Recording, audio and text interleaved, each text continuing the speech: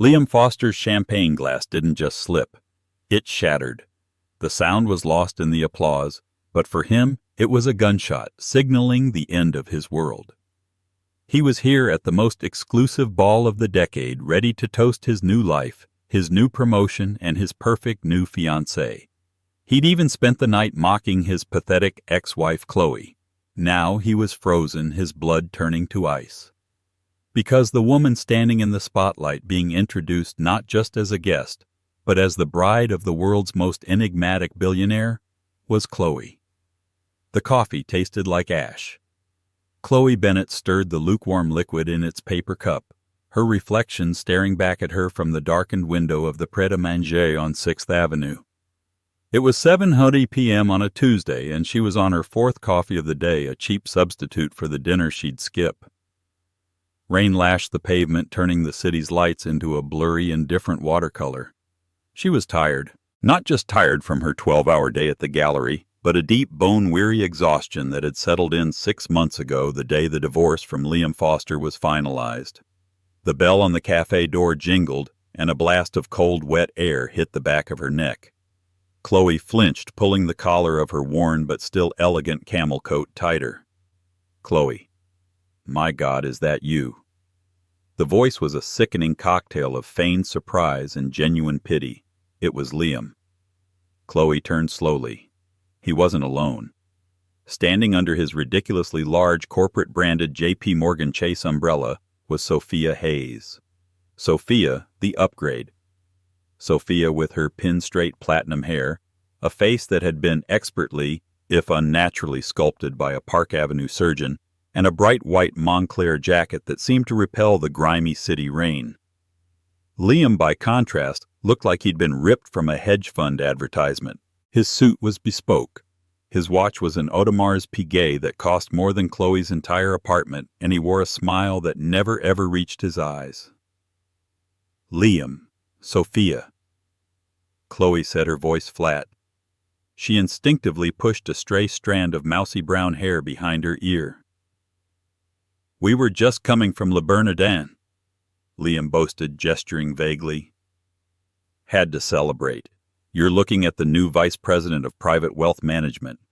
He puffed his chest slightly. "It's a big move. Big clients."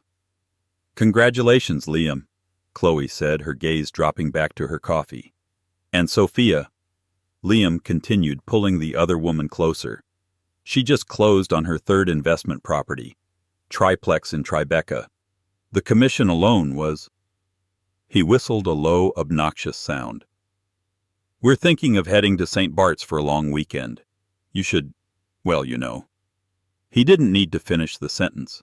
"You should take a vacation." "Oh, wait, you can't afford one." Sophia, who had been examining her flawless nails, finally looked up.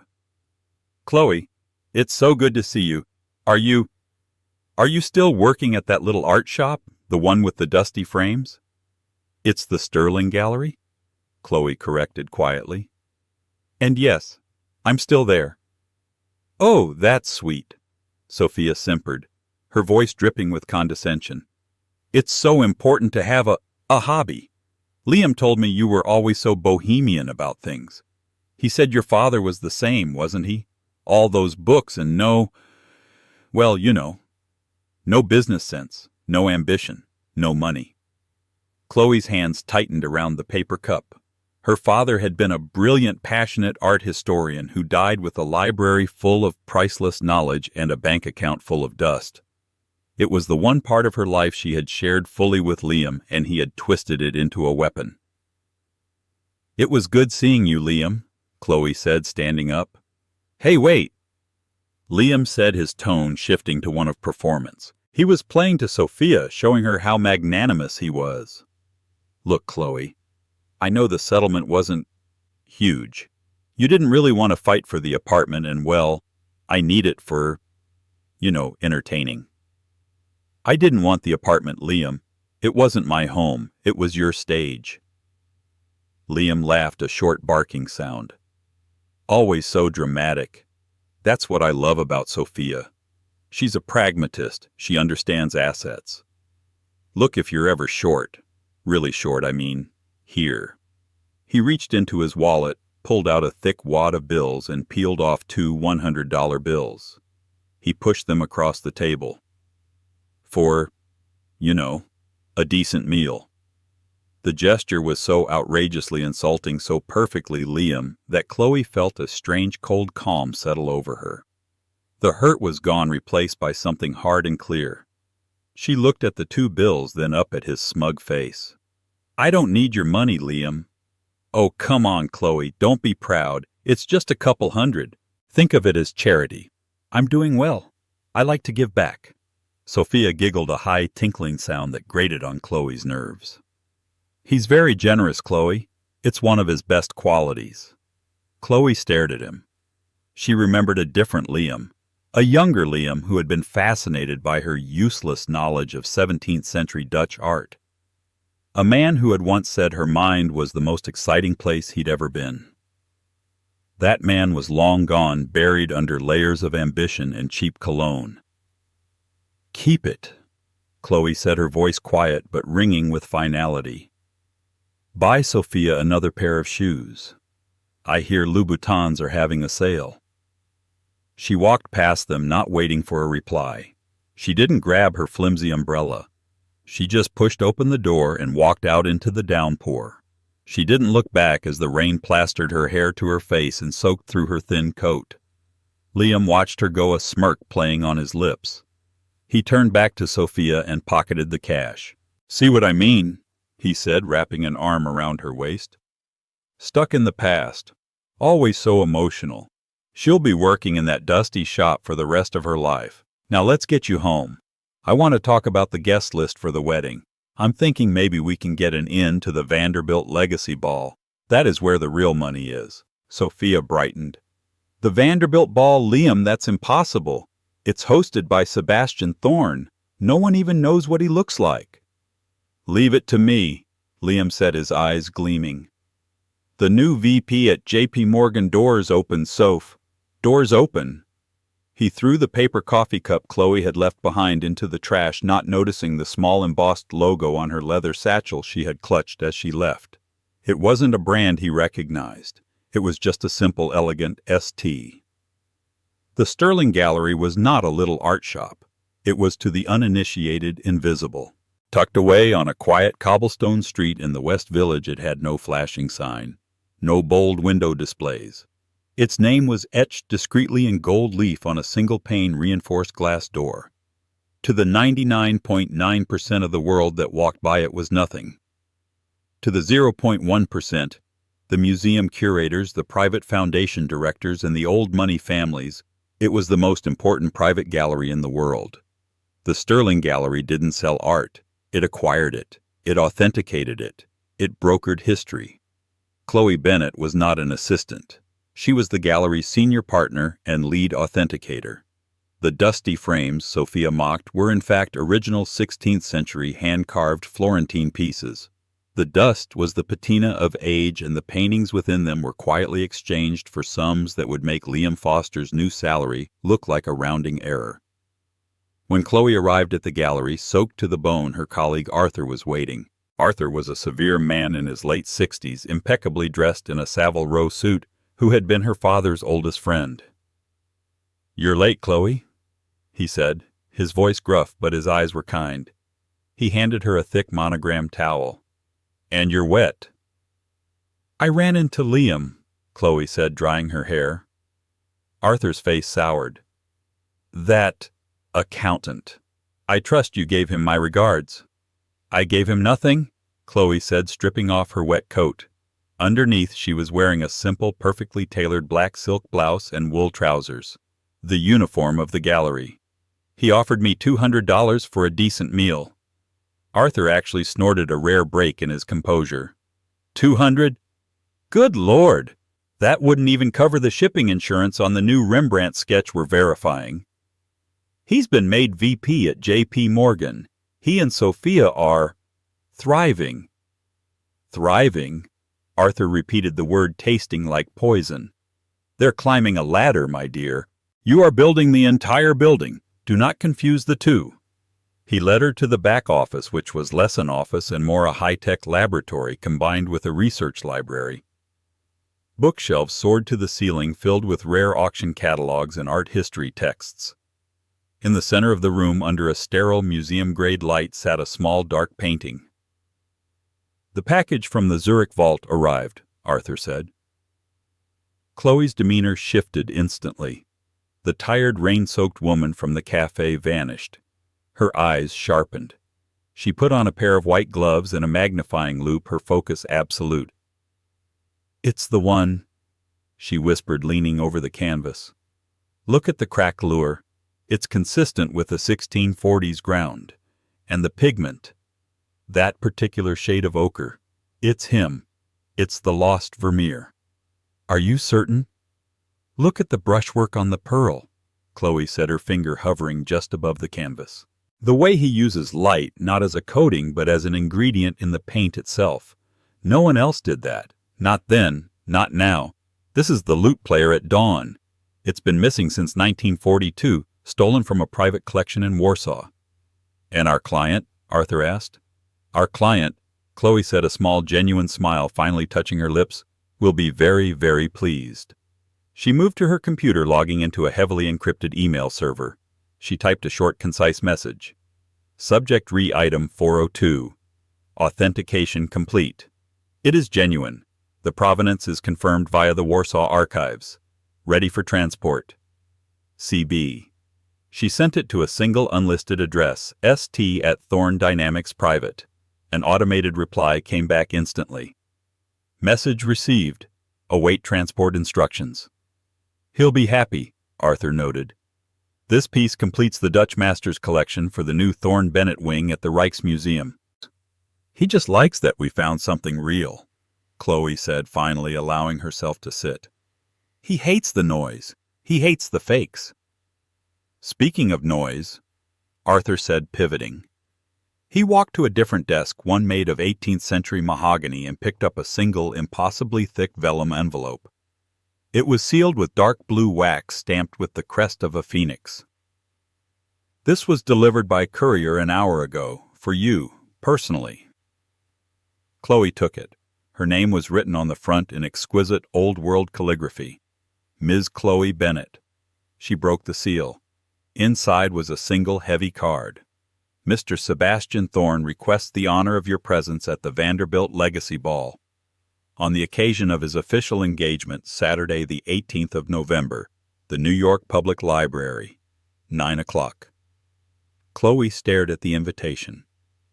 "Well," Arthur said with a knowing glint in his eye, "it seems our mysterious client is finally ready to go public."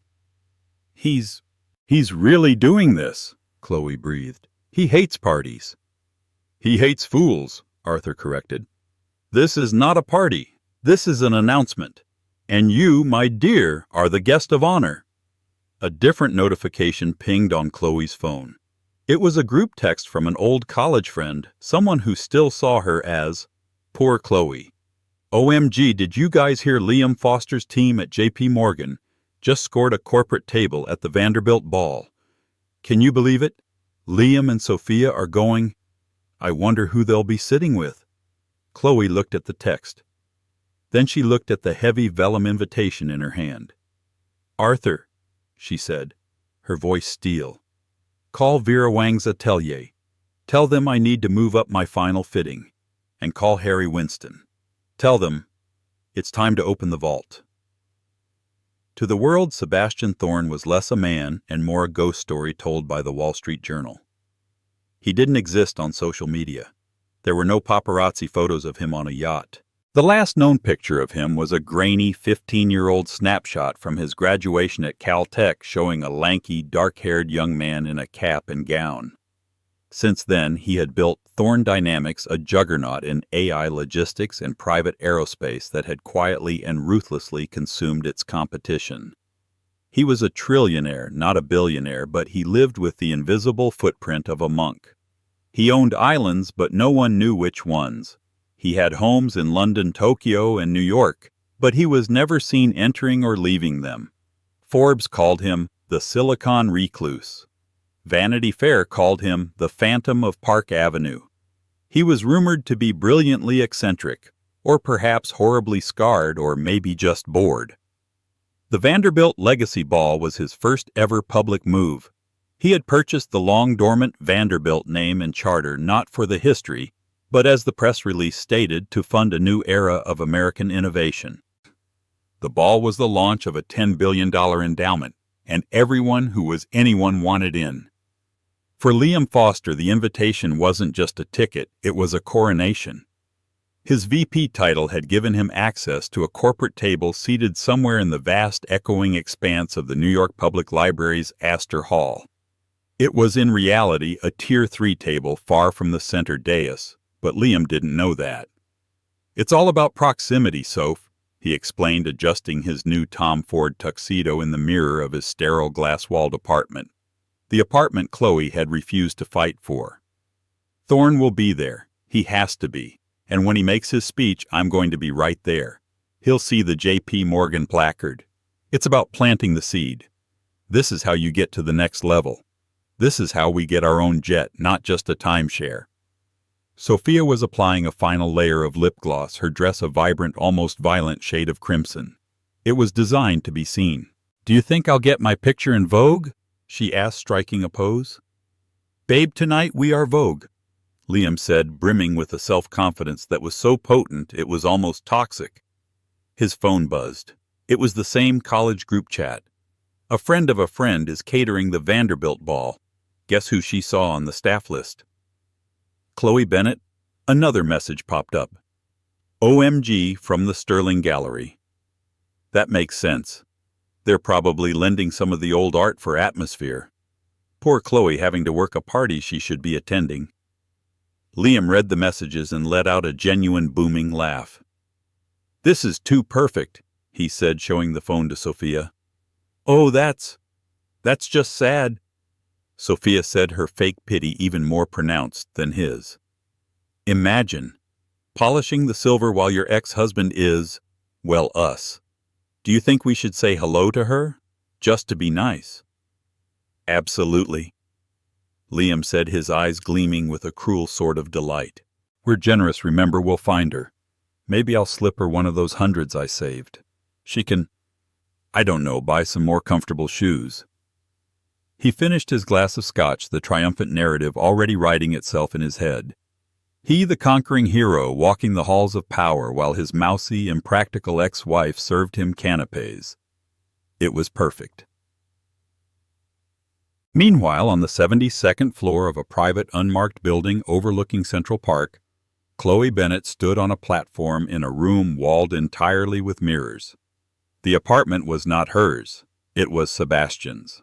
Or rather, it was one of his. The Vera Wang she had requested was not the Vera Wang, but a private in-house couturier who worked exclusively for the Thorne estate. "The hem is perfect, Ms. Bennett," the designer said, her voice a respectful whisper. The dress was not a dress. It was a work of art. It was a shade of deep midnight blue that seemed to drink the light in the room with a cascading train that moved like liquid smoke. The bodice was simple, elegant, and adorned with nothing, except for the necklace. Arthur, standing in the corner in his own tuxedo, cleared his throat. "The Winston delivery has arrived." A security guard built like a defensive lineman and wearing an earpiece stepped forward with a steel briefcase. He unlocked it and opened it. Inside, nestled on black velvet, was the Star of the Adriatic. It was a 120-carat flawless blue diamond surrounded by a constellation of smaller white diamonds. It was a piece so famous it was thought to be a myth, a sister stone to the Hope Diamond. "Sebastian is insistent you wear this," Arthur said, his voice uncharacteristically soft. He said, and I quote, "It matches her eyes, and it will annoy the right people." Chloe laughed a real warm sound. He's not wrong. She lifted her hair as Arthur fastened the priceless heavy weight of history around her neck. The cold of the diamonds immediately warmed to her skin. She looked at herself in the mirror. The woman staring back was not the one from the Pret-a-Manger. This woman was not tired. She was not worn. She was, as Arthur had said, a building. and tonight they were just cutting the ribbon. "You look like your father's research," Arthur said, his eyes misting for just a second. "All that beauty, all that history, all that value just waiting to be seen by someone who knew what they were looking for." "I'm nervous, Arthur." "Good," he replied, handing her a small velvet clutch. "It means you're taking this seriously. He is too. This isn't just a party for him, it's a coming out. For you both." "And Liam?" She asked, the name tasting foreign. "Mr. Foster is a fly," Arthur said, straightening his own bow tie. "And tonight you are the windshield. Now the car is downstairs. Mr. Thorne is waiting at the library's private entrance." The New York Public Library had been transformed.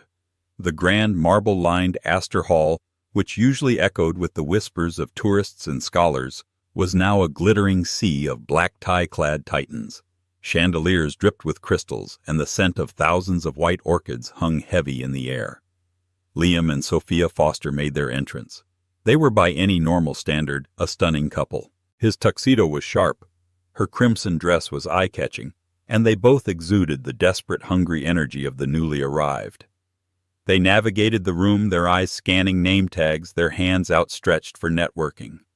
Liam managed to get a brief dismissive handshake from the CEO of Goldman Sachs and a polite nod from a U.S. senator.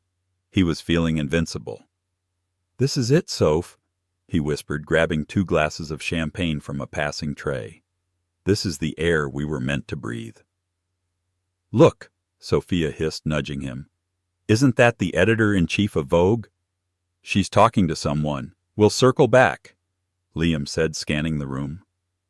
"Now where's the staff entrance? I want to see if we can spot Chloe. It'll be a good story for the table." They skirted the edge of the main floor past the velvet ropes that led to the kitchens and staging areas. A few waiters in starched white jackets rushed by. "Excuse me," Liam said, stopping one of them. "I'm looking for one of the event staff. A woman named Chloe Bennett. From the Sterling Gallery, she's supposed to be helping with the art." The waiter, a seasoned professional, gave Liam a blank look. "Sir, all art installations are handled by the Thorne Foundation's private curation team. There are no gallery staff on the floor. Now if you'll excuse me." He brushed past. Liam frowned. "That's odd. Maybe she's in the cloakroom. Or maybe she just lied about coming." "She probably got fired," Sophia suggested, sipping her champagne. "Or maybe she just is the cloakroom attendant. Let's go check." They headed toward the main entrance, but a sudden hush fell over the crowd. The orchestra, which had been playing Vivaldi, softened to a low, expectant hum. A man in a tuxedo stepped up to the microphone on the central dais. "Ladies and gentlemen, thank you for joining us.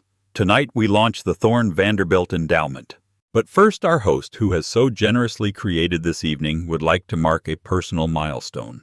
It is my profound honor to introduce for the first time publicly Mr. Sebastian Thorne." Every phone in the room was raised. The media pit at the end of the hall exploded in a silent volley of flashes. Liam and Sophia craned their necks, stuck in the middle of the crowd, their mission to find Chloe instantly forgotten. "This is it." Liam breathed, his heart pounding. "This is the guy." The massive 30-foot oak doors to the library's private reading room swung open. A man stepped out. He was not scarred. He was not a goblin. He was tall, dark-haired, with an intensity in his eyes that was almost frightening. He was handsome in a severe, intelligent way, and he moved with the unnerving, silent grace of a predator.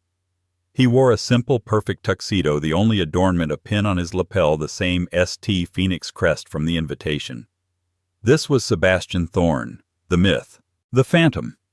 He paused at the top of the marble steps, his eyes scanning the crowd with a look of cool, analytical indifference. He did not smile. "And," the announcer continued, his voice booming with manufactured joy, "Mr. Thorne is not alone. He is joined tonight by the woman who has agreed to be his partner in life and in this new foundation. Please welcome his fiancée." Sebastian Thorne turned a small, genuine smile, finally breaking his severe expression. He extended his hand. And into the light, her hand in his, stepped Chloe Bennet. It was not a transformation. It was a revelation. Chloe was not the mousy, rain-soaked woman from the cafe. She was not the sweet girl with the hobby. The woman who descended the stairs, her hand firmly in Sebastian Thorne's, was regal. The midnight blue Balenciaga gown seemed spun from the night sky. The star of the Adriatic around her neck didn't just sparkle. It burned, casting flecks of blue light across the marble. Her hair, which Liam had always called boring, was swept up in a complex, elegant chignon that highlighted the clean, aristocratic lines of her neck and jaw. But it wasn't the dress or the diamonds. It was her face. The exhaustion was gone, replaced by a radiant, terrifying confidence. She looked at the crowd, at the hundreds of and hung at a party with billionaires and CEOs, and she was not intimidated. She looked quite simply like she belonged more than any of them. The crowd erupted in applause, but it was hesitant, confused. Who was she? The name Chloe Bennet meant nothing to them, but it meant everything to Liam Foster. He was frozen. The champagne glass didn't just slip, it shattered on the marble floor. The sound was lost in the swell of the orchestra, which had burst into a triumphant score. But for Liam, it was the only sound in the world. "Liam," Sophia said, her voice sharp and tinny. "Liam, what's wrong with you? You dropped your—" "Liam!" She followed his gaze. She saw the woman in the blue dress. She saw the diamonds.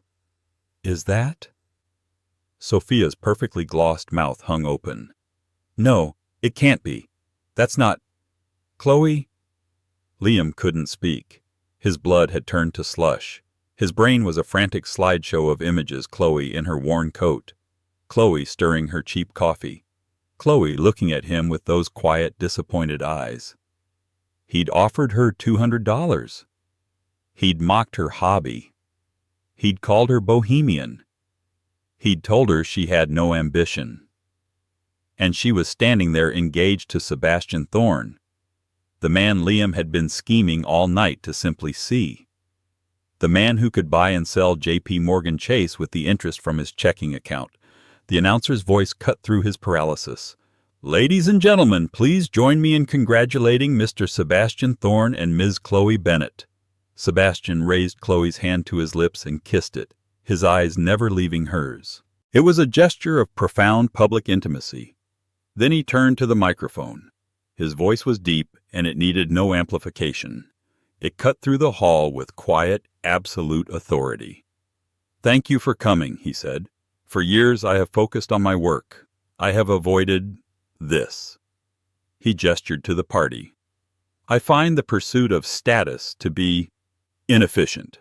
But I was recently reminded by my fiancé that value is not always found in the stock market. It is found in history, in beauty, and in people who have the brilliance to see what others overlook." His eyes scanned the crowd, and for one heart-stopping second Liam felt those eyes land directly on him. "My foundation," Sebastian continued, "will be dedicated to recovering and protecting the art and history that shapes us. And it will be run by the only person on earth I trust to do it. My partner and the new president of the Thorne Vanderbilt Endowment, Chloe Bennet." The applause was deafening this time. The confusion was gone, replaced by the frenetic energy of a new power player being anointed. Liam finally moved. He stumbled backward, bumping into a horrified senator's wife. I need some air. I'm feeling sick." "Liam," Sophia hissed, grabbing his arm. Her nails dug into his sleeve. Her face was no longer pretty. It was a mask of pale, furious envy. How did she do that? You told me she was a nobody. You told me she was nothing." I don't know," he stammered. The room was spinning. All his boasts, all his condescension, all his petty triumphs were circling him like vultures. He had boasted about his new love, and he had just watched his ex-wife become the most powerful woman in the room. He'd called her charity, and she had just been handed a $10 billion foundation. The groomer had become the bride. The upgrade he had chosen Sophia suddenly looked cheap. Her crimson dress was loud. Her ambition was transparent. She was an asset. But Chloe, Chloe was the whole damn bank. The story Liam Foster had constructed for himself, the one he polished and repeated to Sophia until it gleamed like a fact, was a comforting lie. The union of Chloe Bennet and Sebastian Thorne was not a whirlwind romance. It was not a Cinderella story where a billionaire had stumbled upon a pretty girl in a dusty bookshop. It was a high-stakes off-market acquisition of one brilliant mind by another. And it had begun, as all great historical discoveries do, with a single overlooked footnote. The story, Liam thought he knew, was this: Chloe's father, Dr. Alistair Bennet, had been a middling art historian at Columbia who ruined himself. He'd become obsessed, claiming to have discovered a lost Caravaggio, the penitent Magdalene. But the art world, led by a viciously charismatic rival named Dr. Preston Hale, publicly and systematically tore him apart. Hale, a new-money curator capitalist who believed art was just another asset class, used the New York Times arts section to methodically debunk Alistair's claims, pointing out inconsistencies in the canvas and pigment. The painting was declared a forgery, a competent but pathetic copy. Dr. Bennet was disgraced, his tenure revoked, his reputation shattered. He died 2 years later, leaving Chloe with nothing but a mountain of debt and a library full of failure. This was the story Liam married into. He had at first seen the Bennet name as a potential key to old money circles. When he realized the name was not a key, but a lock synonymous with academic disgrace and financial ruin, his affection curdled. He began to resent Chloe's quiet academic mind, seeing it not as brilliant, but as a liability, the same bohemian weakness that had destroyed her father. Chloe remembered with agonizing clarity the night he'd found her in their study poring over her father's journals. "Chloe, honey," he'd said, his voice slick with that ambitious charm he was so proud of, "why are you reading this sad sack stuff? It's like a manual on how to fail." He'd tapped the leather-bound book. "This is the past. It's debt. I'm talking about the future. I'm talking about assets. Now let's go look at penthouse listings online. I want to show you the kind of marble I want for the wet bar." He had dismissed her history, her passion, and her intellect as sad sack stuff. The day the divorce was finalized, Chloe didn't just mourn. She breathed. The oppressive weight of his pragmatic, soul-crushing ambition was gone. She was free. She moved into her tiny West Village apartment, took over the Sterling Gallery from Arthur, who had been safeguarding it for her, and she returned to the journals. This time she was not a grieving daughter. She was the most meticulous authenticator in the private market. For 3 months she worked cross-referencing her father's notes with auction catalogs and shipping manifests. Then at 3:00 a.m. on a Tuesday she found it. It wasn't a grand revelation. It was a single line in her father's frantic, late-stage handwriting next to a pasted-in snippet from a Port of Genoa shipping manifest, 1952. The manifest listed, "Item 7A, Magdalene, Florentine. C, 1610. Item 7B, Magdalene, School of C, 1650. Her father's note, which Liam would have called madman's scribbles, read Hale only X-rayed 7A. He presented 7A to the board. He never mentioned 7B. Why? Why did he ignore the other painting? Chloe's blood ran cold. Her father hadn't been wrong. He had been set up. Preston Hale hadn't just disagreed with him. He had framed him. Hale had presented the obvious fake 7A as Alistair's discovery, publicly discredited it, and ruined him. But he had ignored, and Chloe suspected acquired the other one. Chloe put all her resources into tracking Item 7B. It had been sold, passed through 2 private collectors, and then 6 years ago had been acquired by a shell corporation based in Geneva. A shell corporation she traced through 3 firewalls and a deep dive into Swiss financial records to a single holding company, Thorne Dynamics. The real painting, the one her father had been searching for, was owned by the phantom billionaire Sebastian Thorne. She didn't hesitate. She didn't leak the story. That was Liam's way, all noise and posturing. She acted. She wrote one single email to the encrypted private server she'd unearthed. Subject: The Penitent, Magdalene Genoa Manifest, 1952. Item 7B. You own the real one. I am the only person alive who can prove it. C. Bennett. The reply came in 90 seconds. My office. Tomorrow. 10 a.m. St. The office was the 72nd floor penthouse. The elevator was silent, windowless, and moved so fast it made her stomach drop. The apartment was not what she expected. It wasn't gold and marble like Liam's dream. It was concrete, glass, and books. A massive telescope was aimed at the park. Blueprints for a rocket engine were spread across a table. And on the wall, lit by a single perfect museum light, was a painting. Sebastian Thorne emerged from the shadows. He wasn't in a suit. He was barefoot in gray jeans and a black t-shirt. He didn't look at her. He stared at the painting. Preston Hale sold me that 10 years ago, Sebastian said, his voice a low rumble. He told me it was the infamous Bennett forgery, a curio, a monument to academic failure. I bought it because I liked her eyes. They looked disappointed. He finally turned to her. His eyes were not cold. They were electric, processing her with terrifying speed. You are Alistair Bennett's daughter. You're here to tell me I own $100 million fake. No, Mr. Thorne, Chloe said, her voice steady. You're right. It is a fake. My father was ruined by it. But this isn't the painting he was tracking.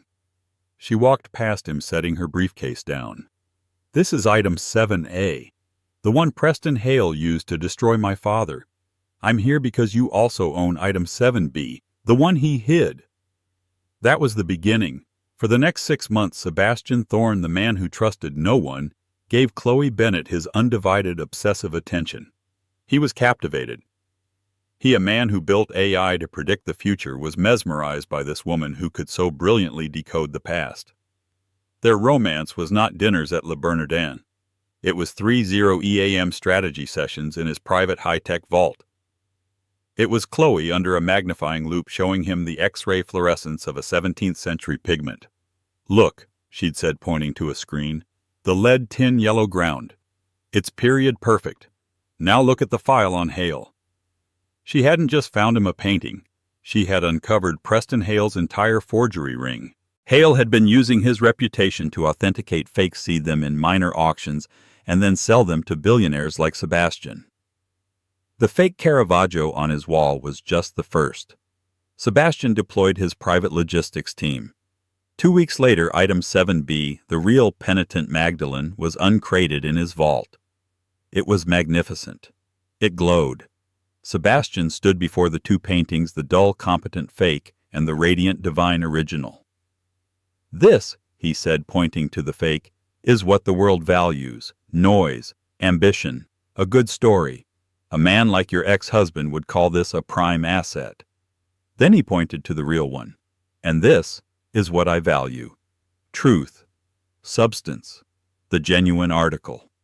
He turned to Chloe, her face illuminated by the light from the canvas. You, Chloe, you are the genuine article. One night after they had successfully and silently forced 3 museums to deaccession their Hale forgeries, they were in the lab. Chloe was exhausted, her hair held up by a pencil, drinking stale coffee. Sebastian was just watching her. I've built systems that can predict the flow of global capital, he said, his voice quiet. I can track an algorithm's thought process, but I couldn't have predicted you. I'm just an art historian, Sebastian. You are a perfect algorithm, he countered. You're the only person I've ever met who sees the code in the chaos. The rest of the world, it's just static. He paused. I am inefficiently but profoundly in love with you. The engagement wasn't a proposal. It was a merger, a partnership. He told her his plan. I am going public, he said. I am launching the endowment. I'm tired of the fakes. I'm tired of the Hales and the Liams, of the world, the men who climb ladders and call it success. You hate that world, she'd said, wary. I hate fools, he corrected. but I will not stand on that stage alone and be pawed at by them. I need someone by my side who is real, someone who knows the difference." He took her hand. "Don't just be my partner, Chloe. Be my president. Run this foundation with me. Let's stop finding history. Let's start funding it. Let's build something that lasts." The Vanderbilt Legacy Ball was not a party. It was the press conference for their new empire. It was their declaration of war on the fake world. And Liam Foster. He wasn't the target. He was just the first most satisfying bug to hit the windshield. The rest of the evening was not a party. It was a coronation. The initial confused applause had transformed into a concentrated high-stakes gravitational pull. Chloe and Sebastian were no longer just attendees. They were the new sun, and the entire solar system of New York power, finance, media, culture, politics was realigning its orbit in real time. Chloe was not just the billionaire's bride. That narrative had died within seconds of Sebastian's speech. She was the president. She was the woman who had brought the mythical Sebastian Thorne out of his fortress, the intellectual powerhouse he had trusted with a $10 billion endowment.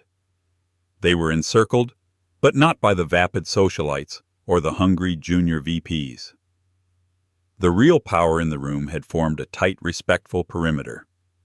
The director of the Metropolitan Museum of Art was deep in conversation with Chloe, his eyes alight. "Ms. Bennett, your father's work on 17th century pigment.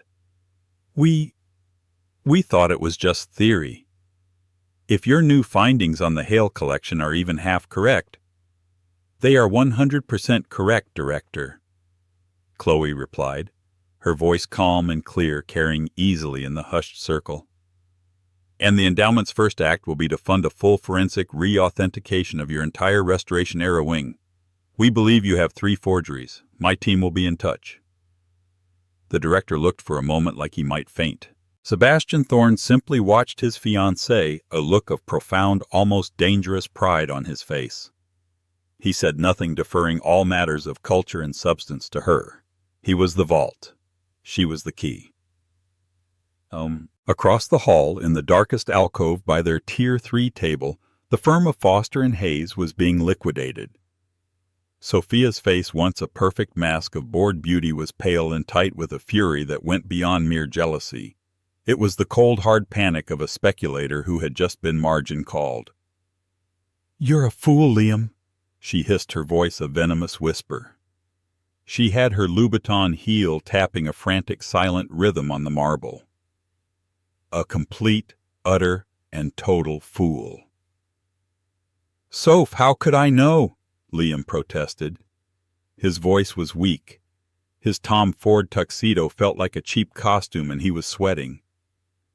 "She was just Chloe. She read those dusty books. She cried at sad movies. She was weak." "Weak." Sophia let out a sound that was half scoff, half gasp. "You, the financial expert, the VP of private wealth, couldn't tell the difference between a depreciating liability and a blue-chip stock. You lived with her. You had that—" She gestured with her champagne flute toward the glittering circle around Chloe. "And you threw her away, for me." The me was the final damning indictment. She was, in his own language, the flashy tech stock with a good PR team but no product. He had traded Amazon in 1997 for Pets.com in 1999. "You are a terrible investor, Liam," she continued, her voice dropping to a cold, flat line. "You didn't just miss an opportunity. You shorted the one stock that was about to take over the entire market. What does that say about your future? What does that say about my future? I attached myself to an analyst who can't even read the most obvious chart in the world." The implication was clear. Their relationship, built on the flimsy scaffolding of mutual ambition and asset acquisition, had just been condemned. Chloe saw him. She saw them huddling in the shadows, a perfect tableau of their own insignificance. She murmured something to Sebastian. "I'll be one moment." Sebastian's eyes followed her gaze. He recognized the look on her face, the same cool, analytical focus she'd had when she'd first identified the pigment inconsistencies in the fake Caravaggio. This was not a confrontation. This was a final clinical authentication. He nodded a silent go. The room seemed to part for her as she walked. The star of the Adriatic at her throat pulsed with cold blue fire, a beacon in the warm, orchid-filled hall. Liam saw her coming and looked like a man about to be physically ill. He stood up so quickly he knocked his half-full champagne glass over the liquid spreading across the white linen of their abandoned table. "Chloe," he stammered frantically, dabbing at the spill with a napkin. My God. Chloe, this is... Congratulations." She stopped a few feet away, her posture perfect, her expression unreadable. "Hello, Liam. Sophia." Her voice was cool and pleasant, as if greeting a distant, slightly disappointing acquaintance. "Are you enjoying the party? I hope the catering is to your liking." The catering jab, a direct echo of the group text that had mocked her, was so subtle and so perfectly aimed that Liam actually flinched. "Chloe, listen," he said, desperate, trying to summon the old slick charm that had defined him. It evaporated in her presence. I didn't realize what you were. What I was doing," Chloe finished for him, her head tilting slightly. "My hobby, you mean?" She took a small step closer. Sophia was frozen, watching Chloe with a kind of horrified reptilian stillness. "Yes, my hobby has kept me busy." Chloe continued, her voice never rising, yet it cut through him like a diamond blade. "You'd be surprised, Liam. My useless knowledge of 17th century art. It turns out it's the key to dismantling Preston Hale's entire forgery ring. My obsession with my father's sad sack journals. She used his exact words and saw him recoil. They were the roadmap. The madman was, just as it turns out, right." I'm sorry," Liam whispered.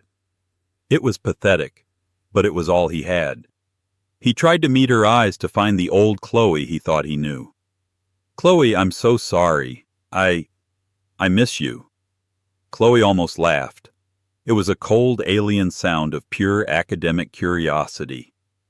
"No, Liam, you don't. You're confusing missing someone with a catastrophic miscalculation. You don't miss me. You miss what you think I can do for you. You miss the value.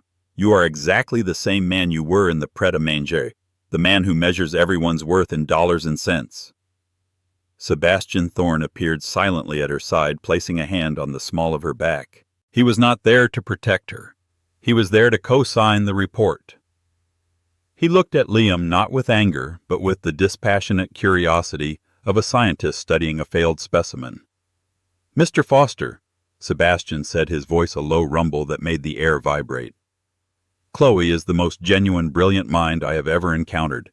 You lived with her for 8 years and saw nothing but a hobby. That is a failure of vision that frankly staggers me." He leaned in just slightly. "You held the genuine article, and you traded it for a forgery." He didn't even glance at Sophia.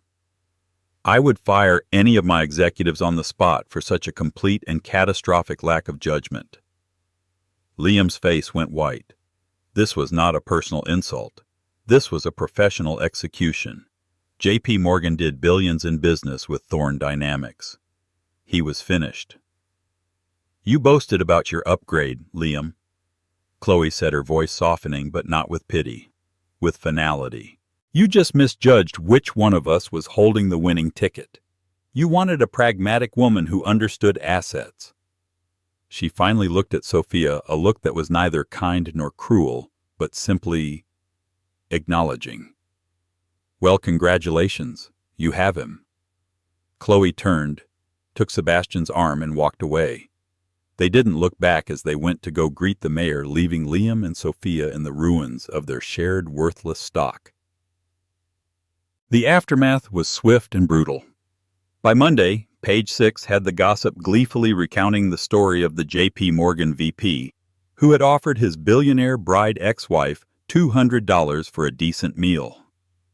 But by Tuesday, the Wall Street Journal had the real story, The $10 billion Detective, How Chloe Bennet Avenged Her Father and Uncovered the Hale Forgery Ring. The article wasn't about a wedding. It was about the systematic, brilliant takedown of a criminal empire led by the new president of the Thorne Vanderbilt Endowment. On Wednesday, Liam Foster was called into his managing director's office. The meeting was short. The coffee was cold. His boss didn't yell. He just looked disappointed. "Your public profile, Liam. It's raised questions about your judgment, your discretion. Thorne Dynamics has concerns." He wasn't fired. That would be too dramatic. He was reassigned. His VP title, his clients, his future, all gone. He was moved to a back office in the Jersey City Compliance Division managing internal audits, a gray, bureaucratic purgatory. When he got home that night, Sophia was gone. There was no note. Her closets were empty. She had, like any good pragmatist, liquidated her position in a failing asset. Liam was left alone in the sterile glass-walled apartment, the one he'd won in the divorce. His stage. Months passed.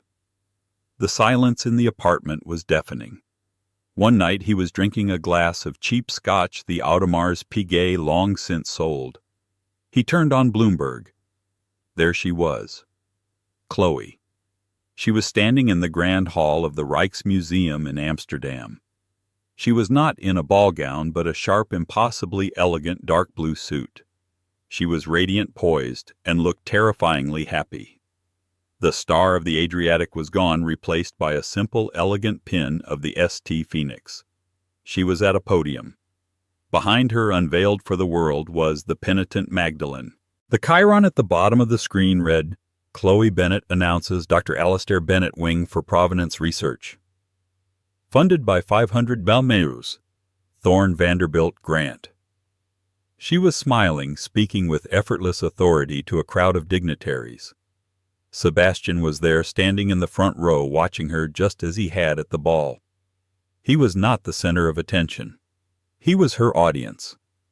Liam Foster, the man who boasted about his new love, watched his ex-wife, the billionaire's bride, the president of the endowment, and the woman who had rewritten history. He finally understood. He hadn't just lost a wife. He hadn't just lost a fortune. He had lost the genuine article, and he was left completely and irrevocably with the fake. And so Liam Foster learned the hard way that true value isn't always in the suit you wear, the title you hold, or the upgrade on your arm. Sometimes the greatest treasure is the quiet, brilliant person you underestimated. Chloe didn't just get revenge, she got relevance. She proved that the dusty hobbies and the useless knowledge are often the very things that hold the most power. What did you think of Chloe's incredible twist? Have you ever seen someone so badly underestimated? Let me know your favorite part of the story in the comments below. If you love this story of drama, revenge, and ultimate triumph, please make sure to hit that like button. Share this video with someone who needs a good story, and most importantly, subscribe to our channel for more tales you won't be able to stop listening to. We have new stories coming every week.